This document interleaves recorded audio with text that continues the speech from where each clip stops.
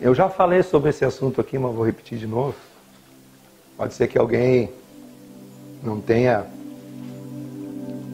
ouvido, né? Cada vez que a gente fala alguma coisa que a gente falou antes, sempre tem uma abordagem bem específica, ou alguma coisa que talvez não fosse colocada numa outra oportunidade. Cada vez que volta num assunto, a gente acaba abordando de uma outra forma, mas sempre a doutrina ela não muda, né? O aspecto central ela não muda. E eu tenho ministrado esses últimos dias aqui sobre o Evangelho. Que o Evangelho ele é um caminho que você tem que seguir. O Evangelho não é uma liturgia. Quando Jesus andava com os discípulos, ele sempre falou para os discípulos: acautelai-vos do fermento dos saduceus e dos fariseus,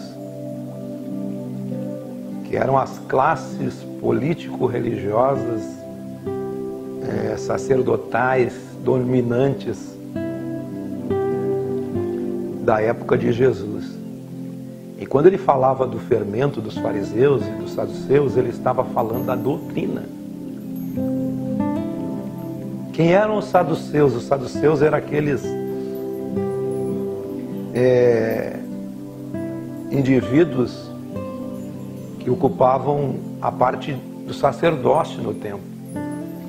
E eles eram muito mais preocupados com a forma cultural, ou com os seus próprios interesses políticos, ou interesses em relação ao templo, e eles não davam importância a ponto de não crerem em doutrinas que hoje estão presentes na Bíblia Sagrada.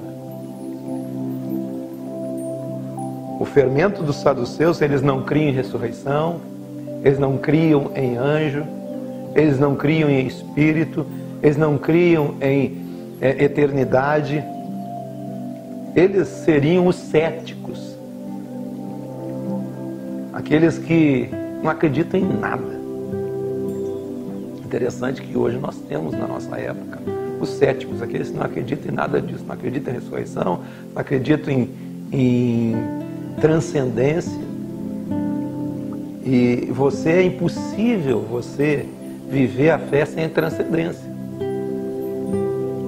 A transcendência é a experiência com a revelação. Não existe uma fé.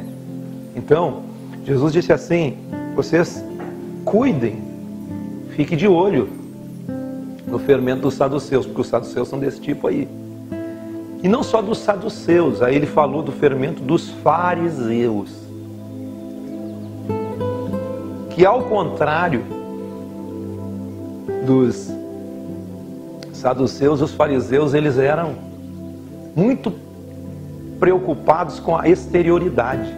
Você vê a diferença? Eles eram preocupados com o exterior. Mateus 23 fala dos fariseus, que eles alongavam as suas franjas, os seus filactérios, né? Eles tinham cuidado com as tradições, eles não tocavam nenhum alimento sem se lavar, tomar banho, se ajeitar. Eles eram tudo preocupados com esse tipo de forma. Eles eram muito preocupados com a aparência. Eles eram muito preocupados com o exterior. Eles eram zelosos da lei, mas da lei, não daquela lei que eles mesmo não poderiam cumprir, mas eles aparentavam que cumpriam aquela lei, mas eles não cumpriam. Então, na verdade, eles eram indivíduos de uma fachada. Eles eram, na verdade, hipócritas, porque eles aparentavam o que eles não viviam. Porque, de fato, ninguém podia cumprir a lei, mas eles aparentavam aquilo que não estava dentro deles.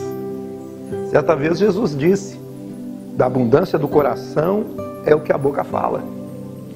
Não é o que entra no homem o que o contamina, mas sim o que sai. Então, Jesus disse: essa doutrina daqueles que muito se preocupavam com forma, com aparência, com exterioridades, e não, de fato, com a essência. Então você vê a diferença dos dois grupos, fariseus e saduceus. Uns céticos, não criam em nada. Outros muito preocupados com lei e com aparência. Jesus disse: muito cuidado com esses.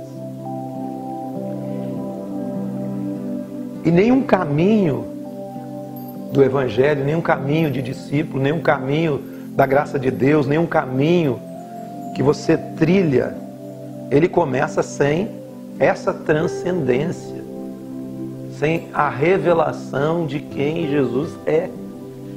Tudo tem que começar com a revelação de quem Jesus é.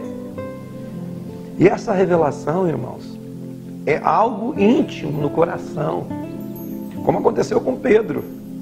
Jesus começou, depois que ele falou para eles terem cuidado do fermento dos fariseus e dos saduceus, Jesus disse: o que os homens dizem que eu sou?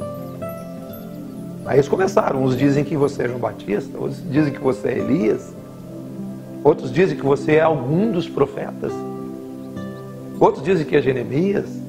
E assim foi.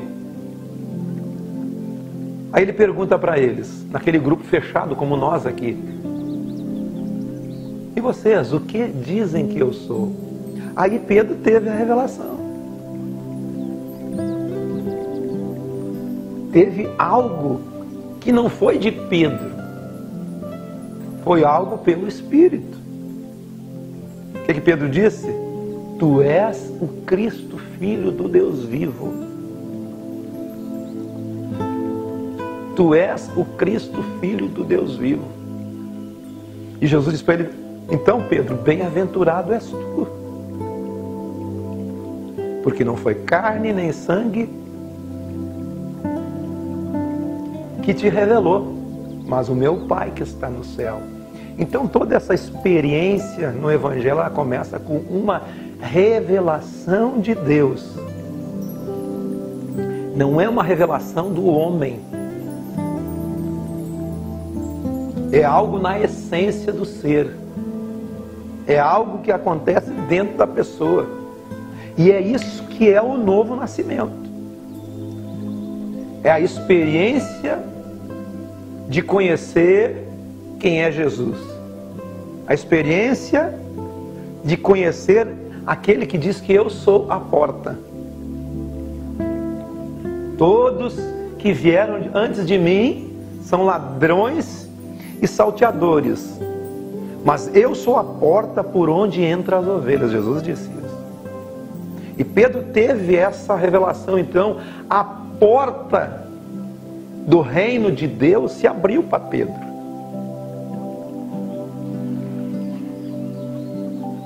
Lucas 17, 20.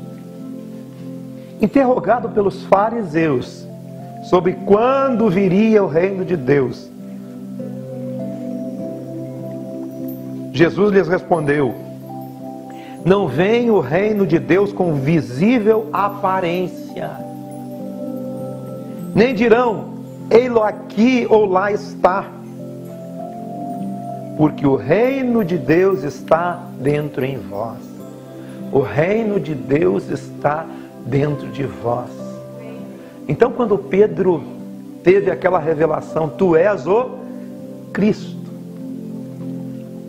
escancarou para ele a porta do reino. A porta do reino de Deus abriu para ele. Como eu já disse, o reino de Deus não é um reino para fora. E o próprio texto aqui está dizendo: o reino de Deus, ele não vem com aparência visível. Nem dirão é nesse lugar, nem dirão é naquele outro lugar, nem dirão é na sinagoga, nem dirão é no templo, nem dirão é no tabernáculo, nem dirão é na tenda, nem dirão é em qualquer lugar, ou livre, ou seja, qualquer for o lugar. Até porque o próprio salmista diz: Para onde eu me ausentarei do teu Espírito? Então a porta do reino de Deus, quando você tem a revelação de quem é Jesus, como Pedro disse, tu és o Cristo, Filho de Deus vivo. Tu és o Cristo de Deus. Aí a porta do reino se abriu. A porta do reino que ele deveria entrar.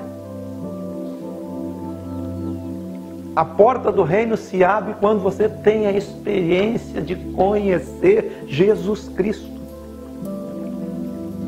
Fora isso, não tem porta aberta. Fora isso, você não entra pela porta das ovelhas. Jesus disse, eu sou a porta. Ele disse, largo é o caminho que conduz à perdição, mas apertado é o caminho que conduz à vida, porque são poucos que se acertam, se ajustam com esse caminho.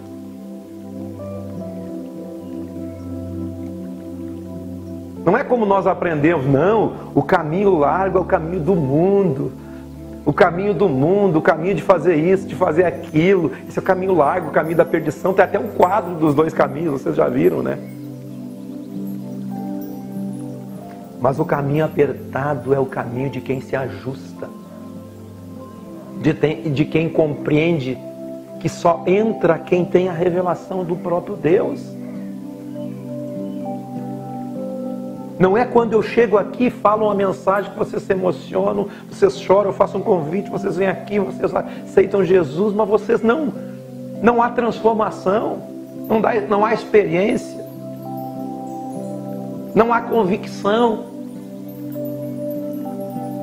Mas a porta do reino se abre quando você, pelo Espírito Santo revelado em você, você sabe porque sabe que Ele é o Cristo, Filho de Deus. E a porta se abriu. Então o texto aqui diz, o reino de Deus não vem com aparência visível, nem dirão ele aqui ou acolá, porque o reino de Deus está dentro de vós. O reino de Deus é um reino para dentro. O reino de Deus é um reino aqui, ó, que é construído para dentro. A igreja é para dentro. A igreja é dentro de você. A igreja se constrói aqui dentro, pela revelação. Por isso, acautelai-vos do fermento dos saduceus, que não criam em transcendência, não criam em espírito, não criam em ressurreição, não criam em vida eterna. Para nós entrarmos no reino, nós temos que crer em ressurreição, crer em transcendência, crer em vida eterna, crer em espírito.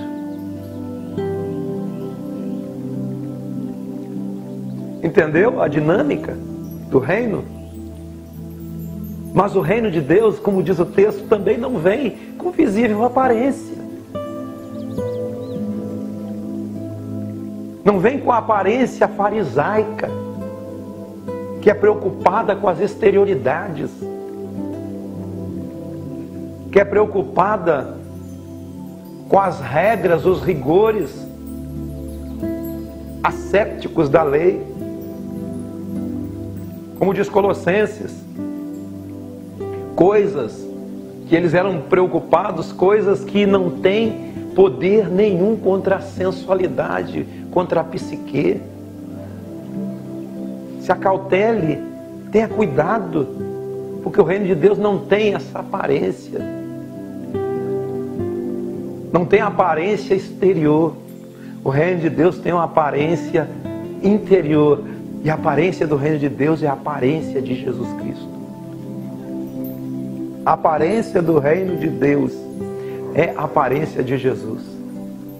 A aparência do reino de Deus é você ser transformado à imagem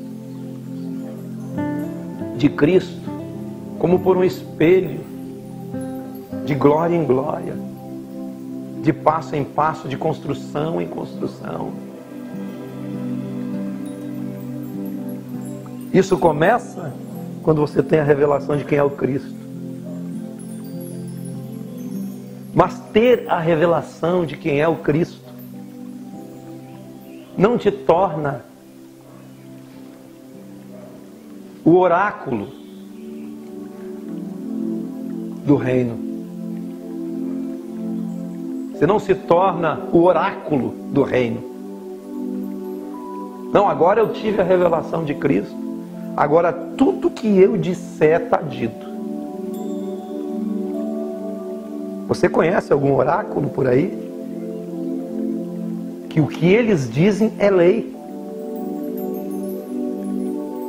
O que eles dizem é como se Deus estivesse falando.